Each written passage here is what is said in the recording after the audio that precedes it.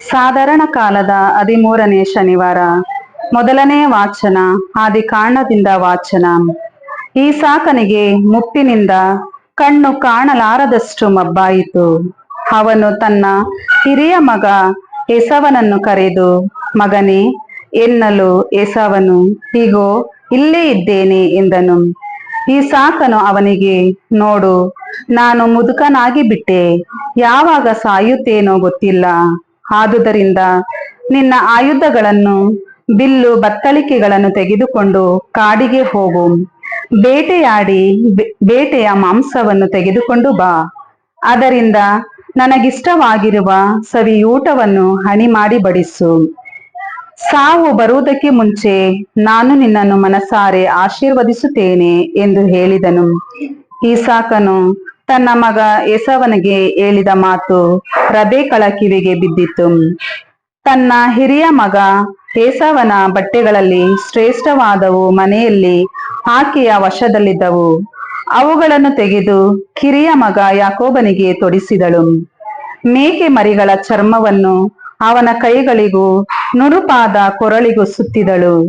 ತಾನು ಸಿದ್ಧ ಮಾಡಿದ ಸವಿಯೂಟವನ್ನು, ಸುಟ್ಟಿದ ರೊಟ್ಟಿಯನ್ನು ತನ್ನ ಮಗ ಯಾಕೋಬನ ಕೈಗೆ ಕೊಟ್ಟಳು. ಯಾಕೋಬನು ತಂದೆಯ ಬಳಿಗೆ ಹೋಗಿ ಅಪ್ಪ ಎಂದು ಕರೆದನು. ತಂದೆಯು, ಏನು ಮಗನೇ, ನೀನು ಯಾವ ಮಗನು ಎಂದು ಕೇಳಿದನು. ಯಾಕೋಬನು, ನಾನೇ ನಿಮ್ಮ ಹಿರಿಯ ಮಗ ಏಸವನು, ನಿಮ್ಮ ಅಪ್ಪಣೆಯಂತೆ ಮಾಡಿಕೊಂಡು ಬಂದಿದ್ದೇನೆ ಎಂದು ಕುಳಿದುಕೊಂಡು ನಾನು ತಂದಿರುವ ಬೇಟೆ ಮಾಂಸವನ್ನು ಊಟ ಮಾಡಿ ನನ್ನನ್ನು ಆಶೀರ್ವದಿಸಿ ಎಂದು ಹೇಳಿದನು. ಈಸಾಕನು, ಏನು ಮಗನೇ, ಇಷ್ಟು ಬೇಗನೆ ಬೇಟೆ ಹೇಗೆ ಸಿಕ್ಕಿತು ಎಂದು ಕೇಳಿದನು. ಯಾಕೋಬನು, ನಿಮ್ಮ ದೇವರಾದ ಸರ್ವೇಶ್ವರ ಅದನ್ನು ನನ್ನೆದುರಿಗೆ ಬರಮಾಡಿದರು ಎಂದನು. ಆಗ ಈಸಾಕನು ಅವನಿಗೆ, ಮಗನೇ, ಹತ್ತಿರಕ್ಕೆ ಬಾ, ನೀನು ನನ್ನ ಮಗನೋ ಅಲ್ಲವೋ ಎಂದು ಮುಟ್ಟಿ ತಿಳಿದುಕೊಳ್ಳಬೇಕು ಎಂದನು. ಯಾಕೋಬನು ಹತ್ತಿರಕ್ಕೆ ಬಂದಾಗ ತಂದೆ ಈಸಾಕನು ಅವನನ್ನು ಮುಟ್ಟಿ ನೋಡಿ, ಸ್ವರವೇನೋ ಯಾಕೋಬನ ಸ್ವರ, ಆದರೆ ಕೈ ಏಸವನ ಕೈ ಎಂದುಕೊಂಡನು.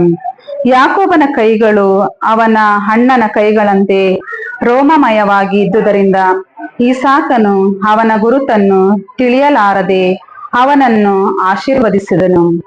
ಆದರೂ ಮರಳಿ, ನೀನು ನಿಶ್ಚಯವಾಗಿ ನನ್ನ ಮಗ ಏಸವನೋ ಎಂದು ಕೇಳಿದನು.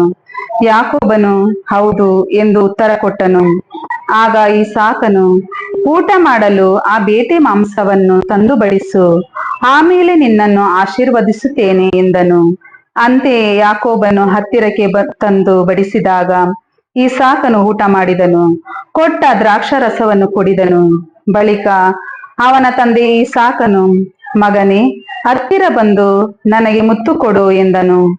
ಅವನು ಹತ್ತಿರ ಬಂದು ಮುತ್ತಿಟ್ಟಾಗ ಈಸಾಕನು ಅವನ ಉಡುಗೆ ತೊಡುಗೆಗಳ ಸುವಾಸನೆಯನ್ನು ಮೂಸಿ ನೋಡಿ ಅವನಿಗೆ ಹೀಗೆಂದು ಆಶೀರ್ವಾದ ಮಾಡಿದನು.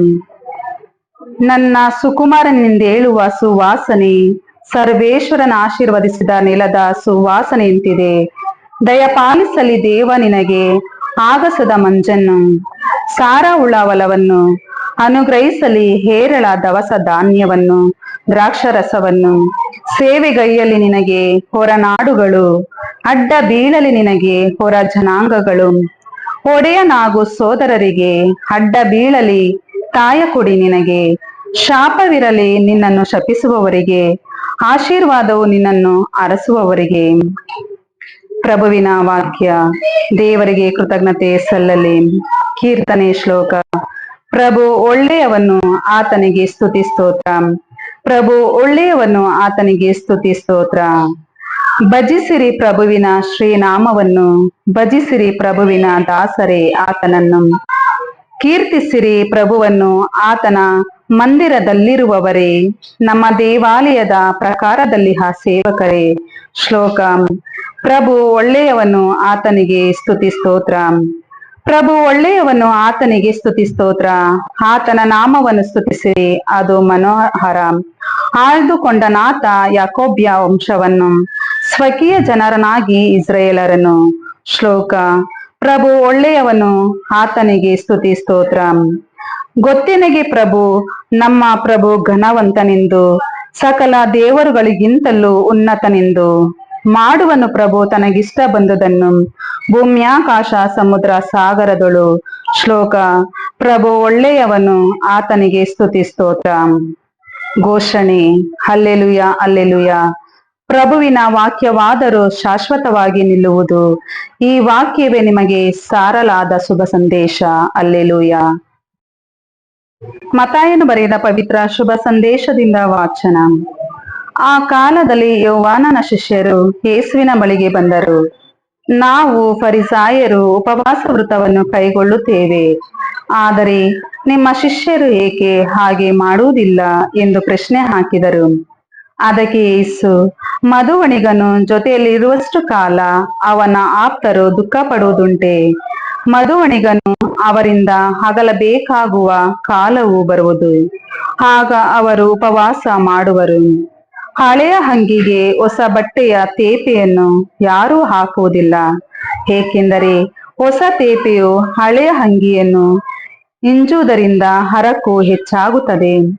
ಅಂತೆಯೇ ಹಳೆಯ ಬುದ್ದಲಿಗಳಲ್ಲಿ ಹೊಸ ಮದ್ಯವನ್ನು ತುಂಬಿಡುವುದಿಲ್ಲ, ತುಂಬಿಟ್ಟರೆ ಬುದ್ದಲಿಗಳು ಬಿರಿಯುತ್ತವೆ, ಮದ್ಯವು ಚೆಲ್ಲಿ ಹೋಗುತ್ತದೆ, ಬುದ್ದಲಿಗಳು ಹಾಳಾಗುತ್ತವೆ. ಹೊಸ ಮದ್ಯವನ್ನು ಹೊಸ ಬುದ್ದಲಿಗಳಲ್ಲೇ ತುಂಬಿಡುತ್ತಾರೆ, ಆಗ ಎರಡೂ ಉಳಿಯುತ್ತವೆ ಎಂದರು. ಪ್ರಭುವಿನ ಶುಭ ಸಂದೇಶ. ಕ್ರಿಸ್ತರೇ, ನಿಮಗೆ ಸ್ತುತಿ ಸಲ್ಲಲಿ.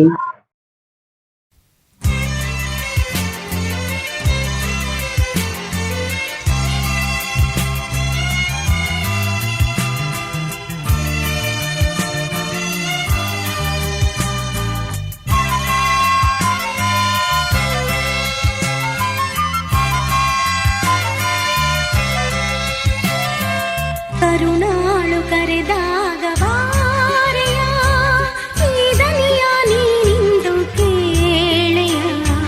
ಕರುಣಾಳು ಬಾ, ತ್ವರೆಯಾಗಿ ಬಾ, ಧ್ವನಿ ಕೇಳಿ ನನಗಾಗಿ ಬಾ.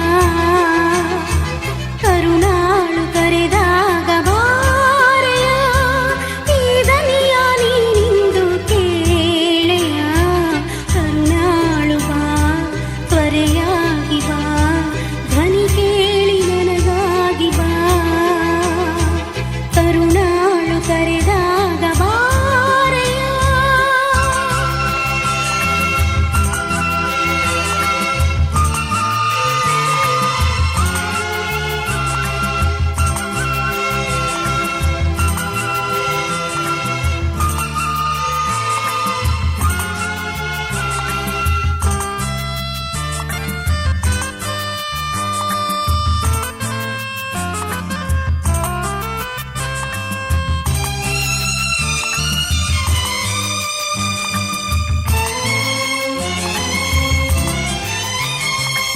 ಜಗವೆಲ್ಲ ನಿನಗಾಗಿ ಕಾದಿದೆ, ನಿನ್ನನ್ನೇ ಬಯಸಿ ನಿಂತಿದೆ. ಕಣ್ಣೀರ ಹರಿಸಿ ಕರೆದಿದೆ, ಕಾದು ಕಾದು ದಣಿದಿದೆ. ನಿನ್ನ ಜನರ ಕಣ್ಣೀರ ಒರೆಸಿ ನನಗಾಗಿ ಭುವಿಗೆ ಬಾ. ಕರುಣಾಳು ಕರೆದ